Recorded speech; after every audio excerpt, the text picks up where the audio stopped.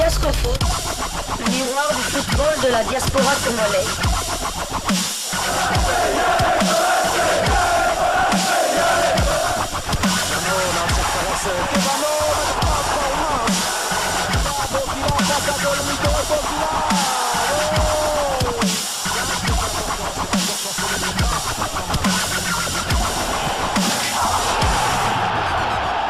Diasco Foot, le miroir du football de la diaspora congolaise. Vous êtes sur Diasco Foot, le miroir du football de la diaspora congolaise. Diasco Foot vous dit bonjour, tout le plaisir est pour nous de vous retrouver, mais surtout de savoir que vous êtes nombreux en train de suivre votre chaîne YouTube dédiée uniquement aux footballeurs de la diaspora congolaise. Deuxième journée de la phase de groupe de la Ligue des champions européenne, l'Étoile rouge de Belgrade recevait le Young Boys de Berne. Le Young Boys de Berne, le club du Congolais Meshak Elia. Et Meshak Elia a joué toute la rencontre pour la troisième fois consécutive. Cinquième titularisation donc consécutive pour Meshak Elia. Meshak Elia a les stats suivants en Super League suisse. Temps de jeu 1041 minutes.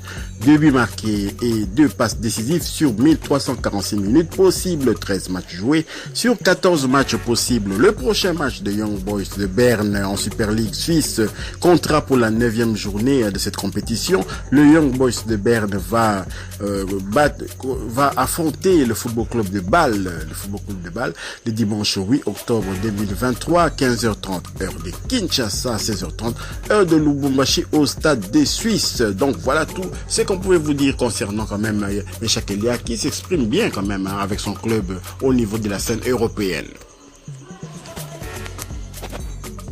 Deuxième journée des phases de groupe de la Ligue des champions européenne. Le Royal Antwerp a été défait à domicile 3-2 par le Shakhtar Donetsk, plutôt 2-3. Michel-Ange Balikwisha a marqué à la 33e minute de jeu pour la formation du Royal Antwerp.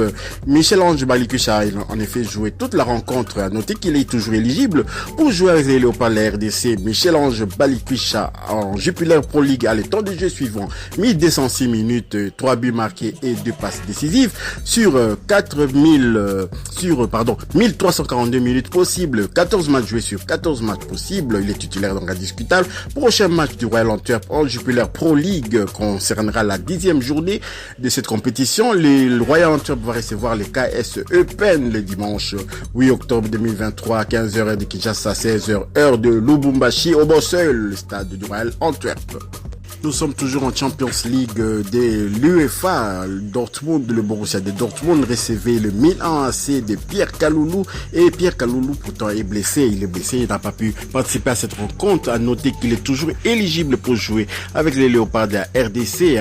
Pierre Kaloulou a les stats suivants en série A. Temps de jeu 56 minutes sur 867 minutes possibles. 2 matchs joués sur 9 matchs possibles. Le prochain match du Milan AC en série A va concerner la 8e journée de série A, justement. Les Genoa va recevoir Milan AC le samedi 7 octobre 2023, 19h45 heure de Kinshasa, 20h45 heure de Lubumbashi au stade de Luigi Ferraris.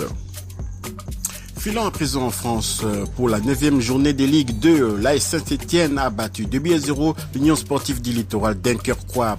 Ilan Batoumissik a joué toute la rencontre pour la 9e fois consécutive. L'AS Saint-Etienne est 5e de Ligue 2, 5 victoires, 2 nuls, 2 défaites, 10 buts marqués, 6 buts encaissés. Dylan Batoumissik de Saint-Etienne a les stats suivants en temps de jeu 873 minutes sur 873 minutes possibles. Je répète, 873 minutes sur 873 minutes possibles. 9 matchs joués sur 9 matchs possibles. Le prochain match de l'AS Saint-Etienne en Ligue 2 française va concerner la 10e journée de cette compétition. L'AS Saint-Etienne va recevoir Ajaccio le samedi 7 octobre 2023, 18h de Kinshasa, 19h heure de Lubumbashi au stade Geoffroy Guichard.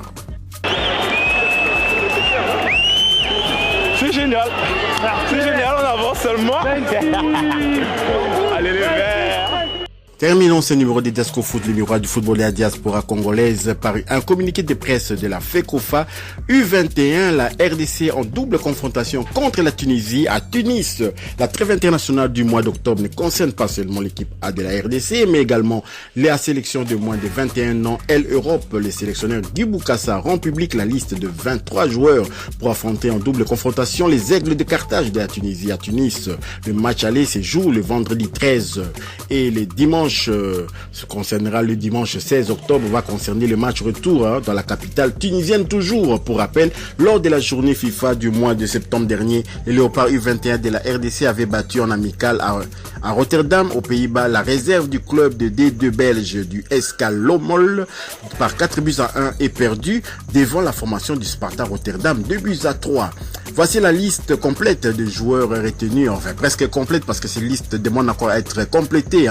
Nous avons les gardiens de but Lusamba Cholola, c'est le fils de l'ancien international défenseur des Léopards de la RDC, Chinyama Cholola, qui joue du côté de KV Courtrai. Nous avons Ryan Tutu, Mayangila, nous avons du Racing Club de Strasbourg, nous avons Carmel Kiambou de l'Espérance de Luxembourg. En défense, on a Karl Ziata, nous avons Chinière Mopila, Elohim Manouamna, nous avons Ludovic Wolla, nous avons Josias Lama Kikumba, nous avons Steve Kave, nous avons Glorifie Dizandula, les noms sont un peu mal orthographiés, mais c'est que cela ne tienne, on va quand même poursuivre avec cette liste. Nous avons au milieu de terrain Nils Nieki, nous avons Abel Mi Meto Silou, nous avons Mokao Ngalayel, nous avons Noah Sadiki qui joue du côté de l'Union Saint-Gilloise, nous avons Frédéric Efouélé, Kiton Ekoli.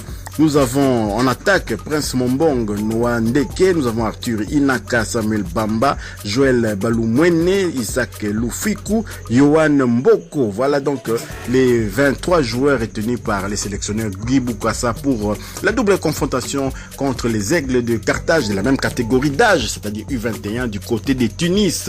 Bonne chance à eux. Je pense que cette fois-ci, vraiment, il y a de l'organisation et nos binationaux sont vraiment bien préparés pour les prochaines échéances. Vous savez que la RDC cette fois-ci veut jouer un grand rôle sur la scène africaine et pourquoi pas sur la scène mondiale. Si vous avez aimé ce numéro de Diasco Foot, merci de pouvoir partager, de liker, d'activer aussi la petite cloche de notification, de vous abonner aussi à Diasco Foot, le miroir du football de la diaspora congolaise. Et la petite cloche de notification vous permettra de ne pas manquer les prochaines vidéos que nous mettrons en ligne. Diasco Foot vous dit au revoir.